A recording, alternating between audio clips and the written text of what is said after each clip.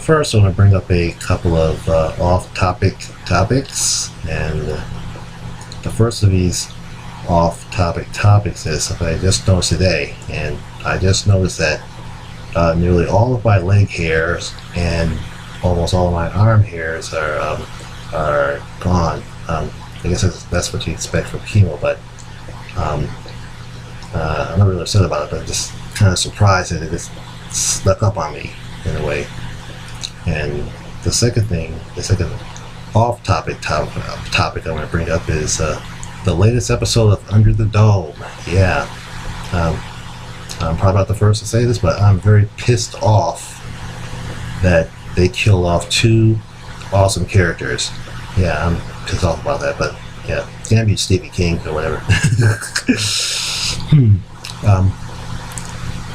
Also, I saw a preview of the next Under the Dome episode where the science teacher character explains that there's not enough resources to go around. And I've explained this previously in tweets and whatever, that Chester's Mill has a better chance of surviving if they adopted a resource-based economy. Yep, where's Jacques Fresco-Medium? Okay, now it's time for the main topic.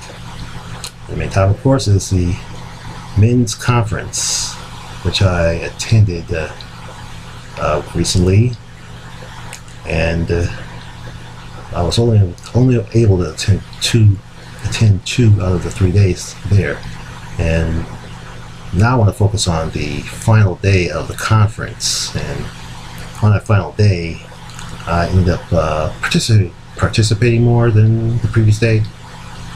And let's see, the first thing I did when I got there on the last day was to see talks by Warren Farrell and Girl Writes What. Both good talks.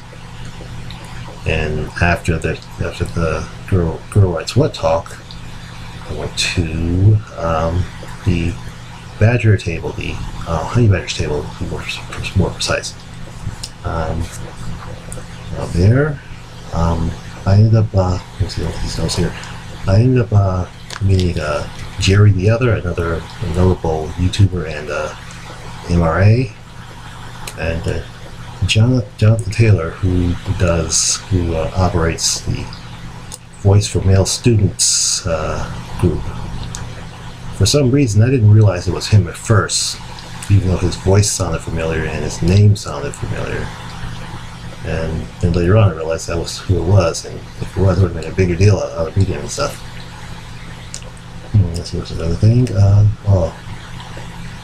Also, on a civil-related note, seeing these internet personalities in real life is sometimes, or maybe often, let's say amazing, for lack of better words, or it's something that gets you all like starstruck and whatnot. Like I first met Girl Writes What, for example. I was all starstruck. Like, oh, I met Girl Writes What. Wow, that's so awesome. And later on, I keep to say to myself, oh, damn, she's just a regular person. Yeah, she is. Okay, other things that I could talk about is they brought in some pizza, and I had some of that. And I also saw Stefan Molyneux. I was very tempted to want to debate him about the merits of a resource-based economy, because as you may know, he hates the resource-based economy. I, on the other hand, unlike Peter Joseph, I, on the other hand, don't entirely oppose the anarcho-capitalist model, because I think it could be a useful economic system to use during the transition to a resource-based economy. So if you ask me if I had a choice between the current system and anarcho-capitalism, anarcho-capitalism wins hands down, because we've already seen the horror and the mess that the current system has caused. It's time to try something new, and anarcho-capitalism is relatively new, I guess. So at least that would be a better deal. let's see. Oh yeah, another interesting thing here is that I took more photos of Lake St. Clair. Yep, I couldn't get enough of Lake St. Clair. And one interesting thing about that is that I was hoping to record the so-called disappearing hull effect. You know how a ship is far enough away on a large body of water can only be partially seen because the lower half is beyond the horizon while the upper half is, let's say, just over the horizon from your perspective. I find the whole thing totally fascinating because, well, aside from it being one of numerous proofs that Earth is a sphere or is a sphere-like object, it also shows that how incredibly small the planet Earth is. Because if you can see the curvature of the Earth at the human scale, that truly demonstrates how tiny this planet really is.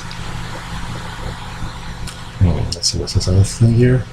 Oh, yeah. Then for a couple hours or so, I ended up being the only person at the Badger table, and even so, I was kind of tempted to leave so I can, I don't know, have fun or whatever. Not have fun. What am I trying to say? Just not just be stuck in one place for so long or whatever.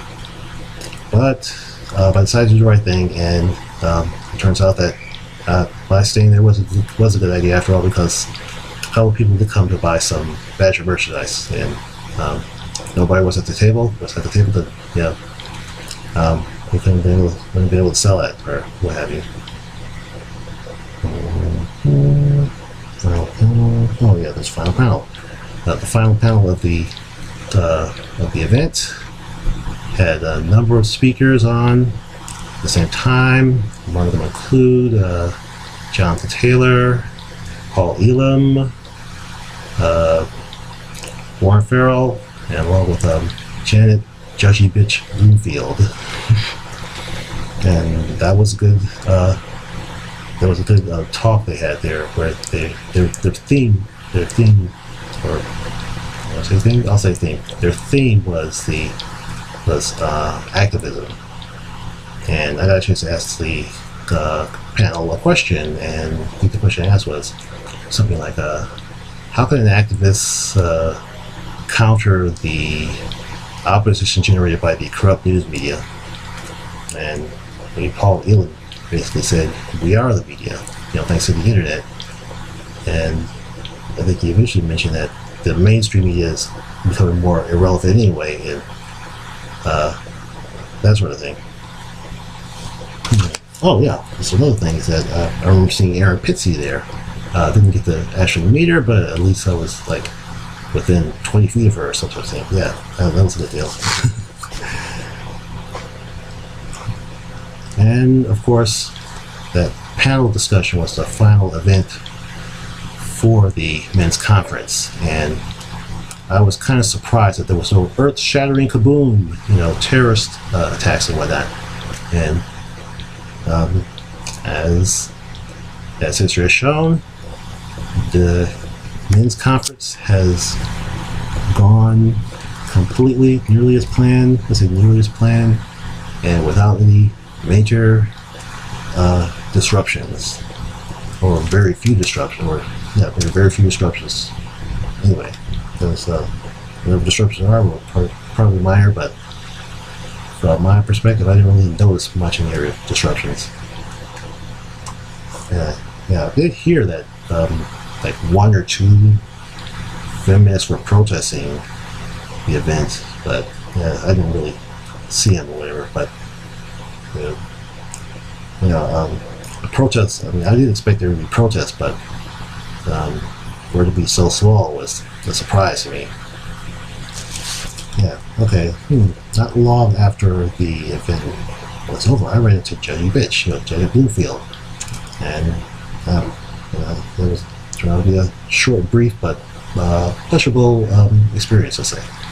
I think both of us were heading toward the second floor, and I said to her, "Hi, Judgy," and she said hi. We shook hands, and we were separate ways, whatever. That turned out to be a good deal, despite its briefness. Okay, switch pages. Yeah, whatever. does that say? Ah, here we go. Okay, let's see. Anyway, after the event, the main event, I returned to the Badger table, kind of waiting for somebody to give me a ride home, and while there, I did briefly talk with Rachel Edwards about Doctor Who. Actually, talked to her more about it, but it was a good deal, I guess. Also did more work on my comics, my anti-feminist comics and stuff, or more specifically the comic illustrated for the Honey Badger Radio's website. And also, when I finally got around to leaving, finally ran into Paul Elam, and I mentioned to him that his tie looks like a fractal. Yeah, that sort of thing. And I got a ride from some guy named Attila, at least that's what I heard his name to be. Can I say it that way? Anyway, got a ride from, let's say, a fellow men's human rights advocate, and got home without a hitch, and of course the whole men's conference worked out exceedingly well. I'm still shocked at how well it worked out. Yep. And the best part of all was meeting all these interpersonalities in real life. Yep. Very kind of a good deal to meet people in real life. And also another very good thing about the men's conference is that its profound success sounds like an extremely encouraging event, let's say. I mean, of course, it's going to be a long time before feminism is finally eradicated like it should be, but I think this men's conference was an important step toward that goal. And as I'm always saying, or frequently saying, or whatever I'm saying, we still need gender equality and not feminism. And I'm also very glad I went to the conference. I almost didn't go because of a terrorist threat and whatnot, but things worked out. Looks like I might even try for the conference next year. Yep, I think I could stop right here. Wish I could say more. Maybe I will say more later, like I'm always saying. So, with that being the case, I'm going to end it here, and see you later, Ralph Nader.